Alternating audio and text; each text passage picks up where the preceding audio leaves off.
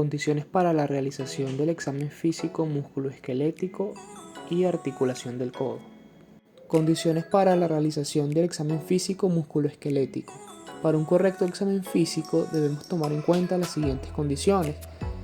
Del paciente debe encontrarse con el dorso desnudo, la menor cantidad de ropa posible, estar en la capacidad de realizar una serie de movimientos y adoptar varias posiciones, como lo son de pie, durante la marcha, sentado, en decúbito dorsal, en decúbito ventral y en decúbito lateral. También el paciente debe ser colaborador y dar su consentimiento informado.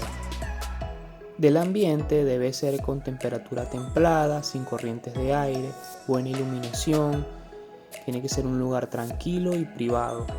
Del explorador debe conocer la anatomía y fisiología osteoarticular, debe conocer todas las técnicas semiológicas y los instrumentos a utilizar, tener las manos tibias, tener las uñas cortas y explicar las técnicas que se van a realizar al paciente. Articulación del codo.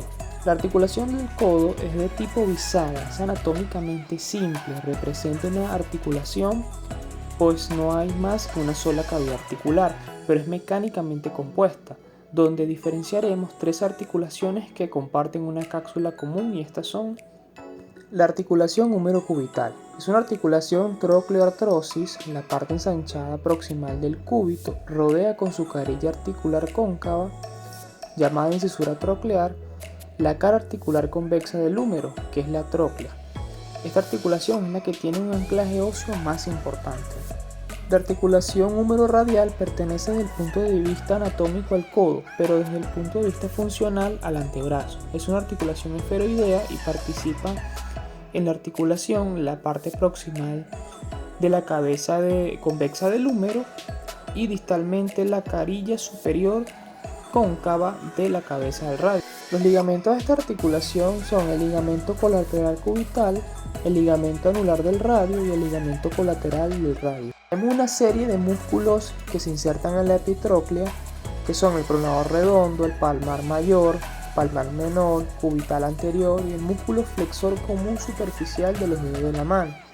En el epicóndilo se insertan 6 músculos pertenecientes a la región lateral y posterior del antebrazo. Todos ellos son músculos extensores, y estos son el músculo anconio, el músculo extensor radial corto del carpo, el músculo extensor común de los dedos, el músculo extensor propio del meñique, el músculo extensor ulnar del carpo y el músculo supinador corto. En el examen físico de la articulación del codo comenzamos con la inspección estática del codo. Primero debemos observar la posición y la forma. Esto lo hacemos con el paciente en posición anatómica, en la cual los ejes del brazo y el antebrazo presentan un valgo fisiológico, es decir, que se alejan de la línea media, o también llamado ángulo de carga. Este es más notable al cargar objetos pesados. Este ángulo es de aproximadamente 5 grados en los hombres y de 10 a 15 grados en la mujer. También buscamos descartar alguna posición no fisiológica como lo es el cúbito valgo, que es cuando la epitróclea se proyecta más cerca de la línea media. Es decir, el ángulo es mayor de 5 a 15 grados, que es lo normal. El epicóndilo puede proyectarse más alejado de la línea media y en este caso se llama cúbito varo, en el cual el ángulo es menor de 5 a 15 grados, que es lo normal. Tanto el cúbito valgo y el cúbito varo son producidos por fracturas. Continuando con la inspección estática del codo, en una visión posterior del codo en flexión de 90 grados vemos que se forma un triángulo equilátero de vértice inferior formado por el olecranon, el epicóndilo y la epitróclea. Este se altera en las luxaciones y fracturas. Y con el codo en extensión se traza una línea horizontal entre la epitróclea, el olecranon y el epicóndilo. Esta alineación también se ve alterada en luxaciones y fracturas.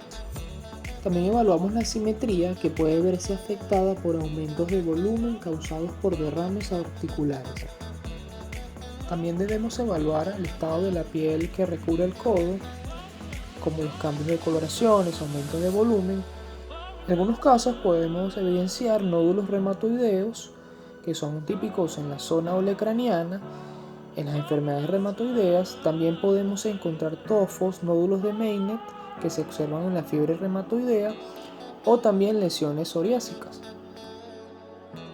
En la región posterior del codo vamos a evaluar el olecrano, los canales olecranianos, tanto internos como externos, y aquí es un sitio donde se visualiza comúnmente la sinovitis, que es un eritema con tumefacción difusa que impide ver dichos surcos. En algunos casos tenemos tumefacciones localizadas que obligan a pensar en bursitis olecraniana. Ahora vamos con la inspección dinámica del codo. Esta está dada por la movilidad activa, en la cual se debe evaluar el rango de movilidad y las limitaciones que presenta el paciente a realizar cada movimiento. Los movimientos de la articulación del codo son: flexión. Debes pedirle al paciente que trate de tocarse la parte anterior del hombro con la mano del mismo lado. El rango de movimiento articular debe ser de 140 a 150 grados. Los principales músculos involucrados son el bíceps braquial, el braquial y el braquioradial. Extensión. Posterior a la flexión, le solicitas al paciente que extienda el brazo. El movimiento comprende solo 15 grados después de la posición neutra del codo, y los músculos que intervienen son el tríceps braquial y el anconio. Supinación. Le pides al paciente que con el codo flexionado a 90 grados, que gire las palmas de las manos hacia arriba, quedando los pulgares hacia afuera. Posteriormente le pides que gire las palmas de la mano hacia abajo, quedando los pulgares hacia la línea media. Este sería el movimiento de pronación. La amplitud de la supinación es de 90 grados y la amplitud de la pronación es de 85 grados. Es muy importante que los codos estén flexionados para evitar la rotación del húmero a la hora de realizar estos movimientos. Ahora vamos con la palpación. Debemos determinar la sensibilidad, cambios de temperatura, aumentos de volumen que pueden ser debidos a procesos inflamatorios como gota, artritis reumatoide, fiebre reumatoidea y también por bursitis olecraniana. Los aumentos de volumen también pueden ser debidos a sinovitis.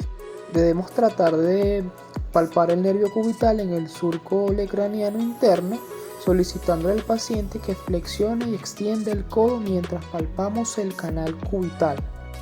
En personas delgadas es más fácil encontrar el nervio cubital y evaluar su grosor. También debemos buscar adenopatías epitrocleares. Estas sugieren procesos infecciosos en la mano o el antebrazo, que pueden ser heridas, enfermedad por arañazo de gato, entre otros. Y ante este hallazgo siempre se deberá buscar la puerta de entrada. Vamos a palpar los relieves óseos como lo son el epicóndilo, la epitróclea y el olecrano. Si existe dolor en cualquiera de estos puntos, me indican patologías específicas del codo como lo son la epicondilitis, también conocida como codo de tenista, producida por un desgarro de los músculos extensores que se insertan en el epicóndilo. También tenemos la epitrocleitis, que es conocida como codo de golfista, que se produce por la lesión en la inserción de los músculos pronadores flexores en la epitróclea. En la zona del olecrano podemos tener dolor y tumefacción que indica bursitis. Todo lo mencionado se pone en evidencia al palpar con el pulgar los relieves óseos o al realizar las pruebas especiales. Debemos palpar la cápsula articular en el lado externo del olecrano. Ante la observación de un derrame articular en el codo, podrá detectarse por palpación las características del mismo, como lo son el aumento de temperatura y volumen.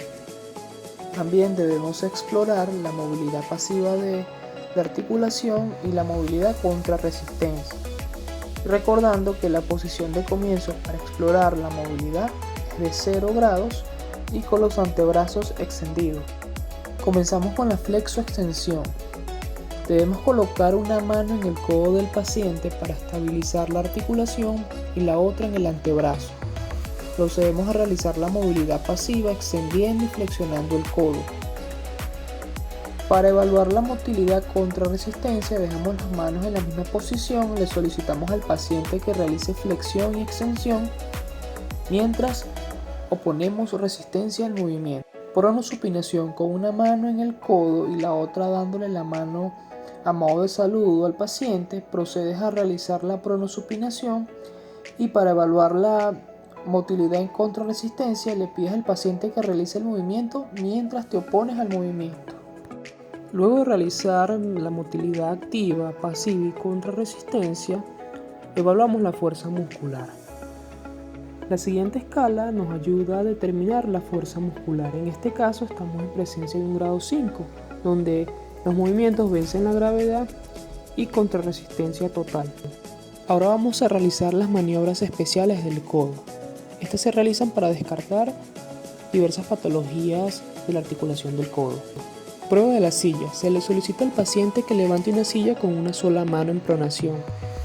Si esta prueba es positiva, va a desencadenar un dolor intenso en la inserción de los músculos en el epicóndilo y soltará la silla inmediatamente.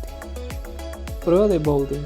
Se le pide al paciente que efectúe una presión determinada hasta 30 milímetros de mercurio sobre el manguito de un esfingomanómetro, mientras el clínico intenta simultáneamente mantener una presión sobre el brazalete. La aparición y el incremento de las molestias en la zona del epicóndilo lateral nos indica una epicondilitis. Prueba de Thompson. Se pide al paciente que con la mano en ligera extensión dorsal cierre el puño con fuerza y extienda el codo. Con una mano el clínico fija la articulación de la muñeca del paciente por la cara ventral, mientras con la otra sujeta el puño. El paciente debe continuar la extensión de la mano venciendo la posición del clínico. Es positiva si aparece dolor intenso en el epicóndilo y en la parte radial de la musculatura extensora. Variante de la prueba de Thompson. Con el paciente sentado y el antebrazo pronado y apoyado en la camilla, el examinador frente al sujeto fija el codo con una mano y con la mano libre resiste la extensión y la desviación radial de la muñeca aplicando selectivamente la oposición sobre el tercer metacarpiano. Positiva si aparece dolor en el epicóndilo. Prueba de Mill. La exploración se efectúa con el paciente en bipedestación, con el brazo en ligera pronación, la articulación de la mano en extensión dorsal y el codo flexionado. Con una mano el clínico sujeta la articulación del codo y sitúa la otra en sentido lateral a la parte distal del antebrazo del paciente, rodeándolo. Se pide entonces al paciente que efectúe una supinación del antebrazo y venza la oposición que el clínico realiza con su mano. Es positiva si aparece dolor en el epicóndilo y en la musculatura extensora. Prueba de Mills. El paciente se encuentra sentado y el examinador de pie al lado de este. Con la mano distal el clínico prona el antebrazo y flexiona los dedos y la muñeca del paciente, llevando el hombro en rotación interna hasta la horizontal. La mano proximal asegura con el pulgar la extensión del codo necesaria para el estiramiento de la musculatura epicondilia. La aparición de dolor a lo largo de la región epicondilia es un hallazgo positivo que indica inflamación de los tendones de la zona. Prueba de Cosen.